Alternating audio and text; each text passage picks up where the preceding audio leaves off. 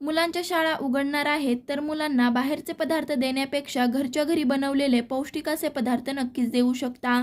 त्यासाठी मी इथं काय केलंय, एका थाळीमध्ये 1 वाटी गव्हाचं पीठ घेतलंय. त्यामध्ये चवीनुसार मीठ घालून मिक्स करून लागेल तसा पाण्याचा वापर करून घट्टसर पीठ भिजवून घेतलं आहे.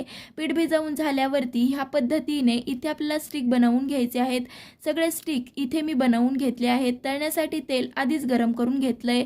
आता आपल्याला स्टिक सोडून अलटपलट करत 2 ते 3 मिनिटांसाठी मध्यम आचेवरती कुरकुरीत होईपर्यंत तळून घ्यायचे आहे. तळल्यावरती काढून घेऊ. उरलेले देखील अशाच पद्धतीने तळून घेऊ.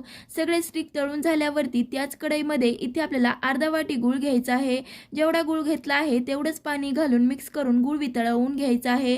गूळ वितळल्यावरती पाव चमचा वेलची पूड बनवून घेतलेले स्टिक घालून मिक्स करून 2 ते 3 मिनिटं शिजवल्यावरती तयार झालं पारंपरिक गडगिळं. लाईक, शेअर, सबस्क्राईब नक्कीच करा.